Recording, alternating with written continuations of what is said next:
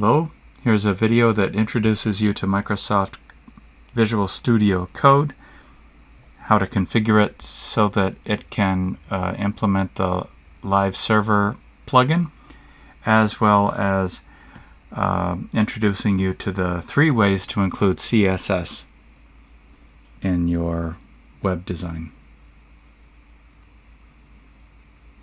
So first of all, I've got Microsoft Code running here. If you notice over on the left hand side, I've got some options for what to show in this pane of the window. So I will click on this little extensions section and type in live server. And here you see the live server add-in, which has been downloaded 14.8 million times. The more times something's been downloaded, probably the better it is. So we'll install this. And it seems to be installed now. So I'll close this window. And then go back to the Explorer window, like the File Explorer in Windows. And now what I can do is I can open a folder. I've got one set here for a demo. I'll open that, and now we'll see in the Explorer that there's a demo folder available here. And if I open or create a new file, I can make this, let's call it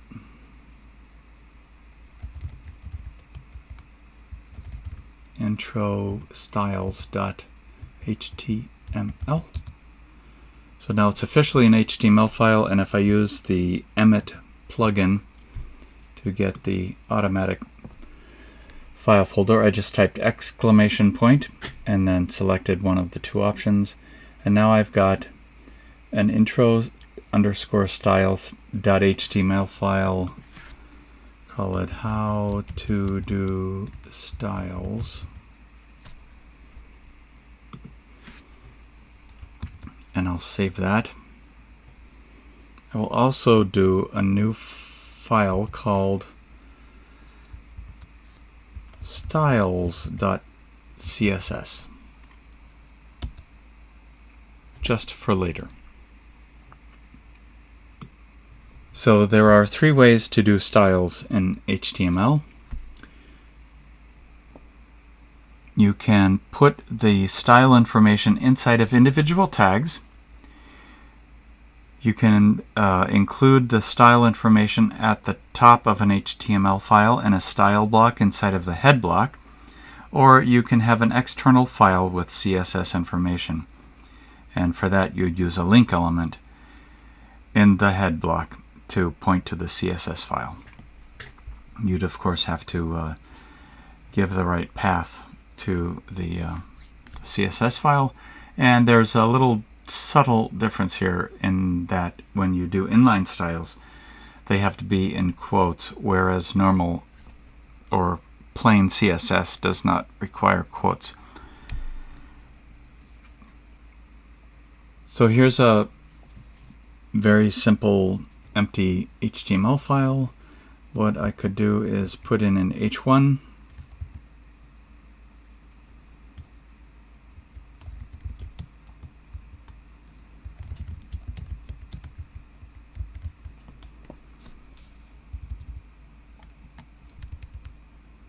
Let me put in a paragraph.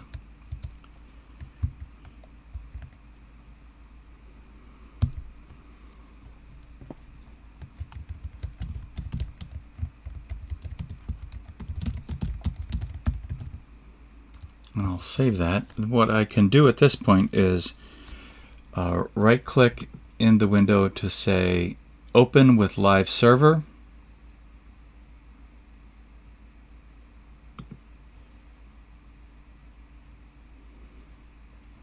and my browser opens and shows me what that HTML file looks like. So the intro styles.html file, which I'm being served up at 127.0.0.1, which is the localhost address, and I'm looking on port 5500. The colon means here's the address and here's the port.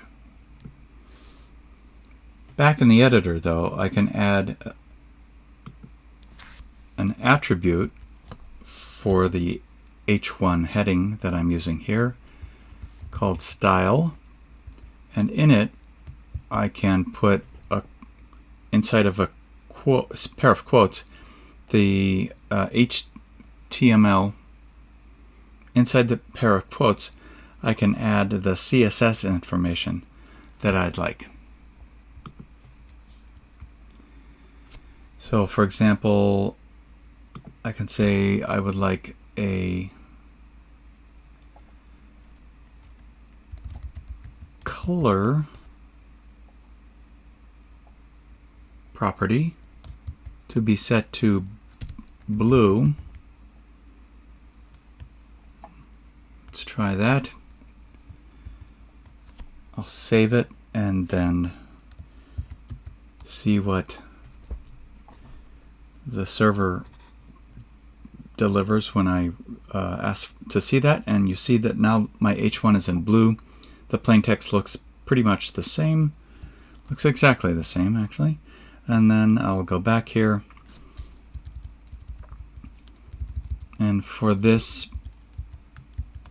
copy this line, make a new one with some style information.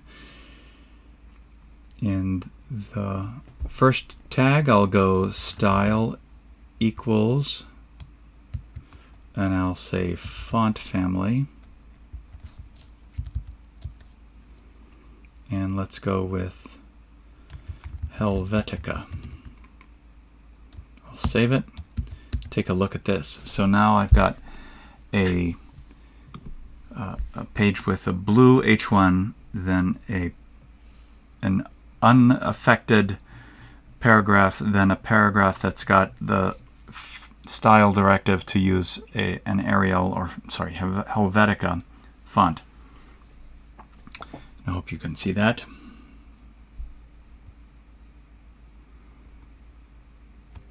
So this is how an inline HTML with CSS looks. What I'd like to do at this point is to cancel out this. Now I've just got a plain H1 and a plain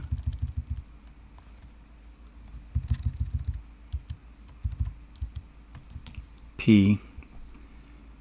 I'll save that. Then what I'm going to do now is to use the second style, the internal style. So inside of a style block in the head block, I will add the CSS information.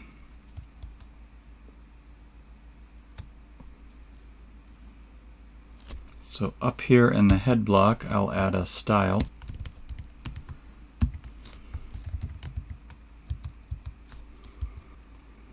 And I can add a number of, I can put any CSS up in here, so I can say, for style, I can put in any kind of CSS. So let's say I want to make the whole body of the text have a background color of powder blue. I can add some styling for H1 that says make the color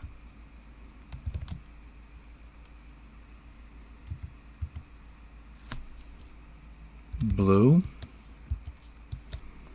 And for the main paragraph style in the text, I can say color is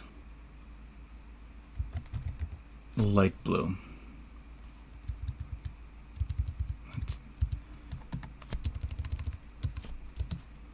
Let's try light slate gray. So now I've got this style block that says make the body have a background color of powder blue, make H1s be in color blue, and make the paragraph style have a color of light slate gray. And so if I save this and take a look at it, there you see the background is powder blue, the H1 style is blue, and there's a gray tint to the plain text in the paragraphs.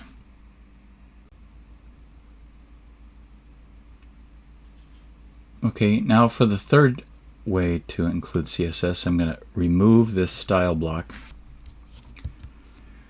and instead in the head block I will say that I want to link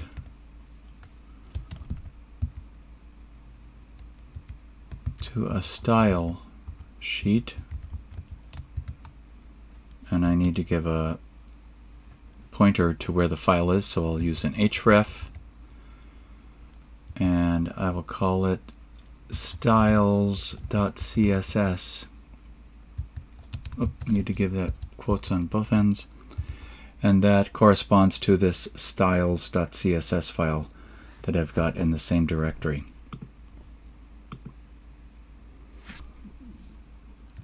And that I'll save just for now. It looks like I haven't closed this. There, the error color went away. Then over here in the styles.css file, I should do something that includes some properties to change the way the sheet looks. So I could say body background color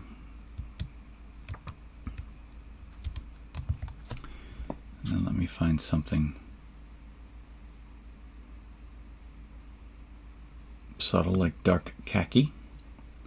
For H1, notice the white space doesn't matter here. I can say font family is let's go with Helvetica. Oops, Helvetica, and we can do color. Excuse me. Let's go with a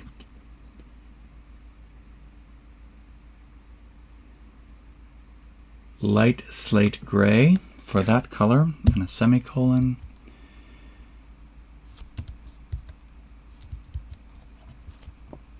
Semicolon goes there. Then I'll step down and do something for paragraphs. I'll say paragraphs should have a font family of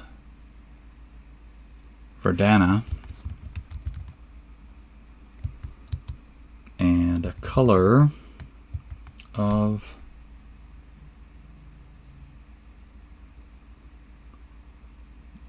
let's make it distinctive enough that we can see it, so let's make it steel blue and a semicolon, and I will save that. I will go back to the intro styles. Now we've got nothing here about the style. This is all content. I will save it and then I will look at it in the browser,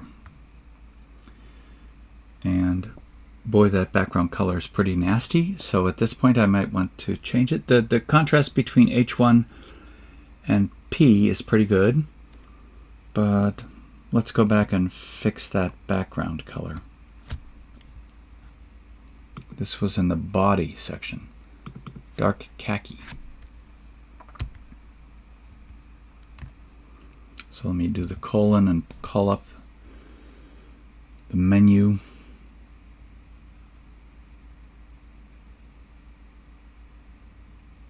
Light steel blue would look better. So I'll save that, go back to the HTML file, and then serve that to the browser, and that's a little better. Still, maybe the H1 could be a little darker, but otherwise it's legible. So those are the three ways that we were able to include CSS in our HTML file. First we did it inline inside the individual tags. Then we did it internally with a style block inside the head block. And then finally we did it externally in a separate file using the link element in the head block to point to the CSS file.